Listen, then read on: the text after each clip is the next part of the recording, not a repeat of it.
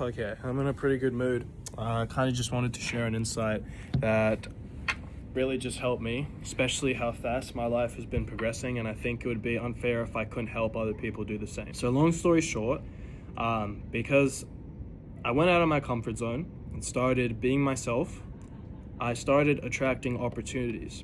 Just then, I got off a call with a senior physiotherapist. He's really good at what he does, very good at what he does, and I had the privilege to gain a bit of knowledge off of him. I'm going into my first year in the next week, 2 weeks or so, and I was able to get some valuable insight. And there was something he said to me that stood out a lot more that I feel like a lot of people don't apply enough in their day-to-day lives. He said the one thing that physiotherapists struggle the most with is they worry about a patient's financial situation rather than getting them to 100%. For example, a physiotherapist, if you're worrying about, can this patient actually afford the treatment I'm suggesting to them, rather than how can I get this patient to 100%, bring them to the finish line, and make sure they get the best possible experiences possible, 9 times out of 10, if you apply the second approach, the financial gain you're worrying about will come exactly the way you want.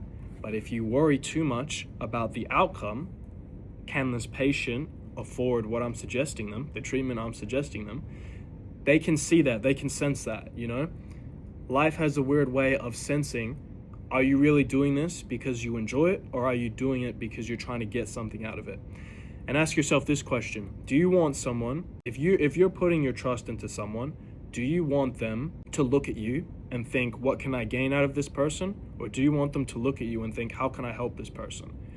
Most likely, not even most likely, I can guarantee you want the second person. And that's how you need to approach life.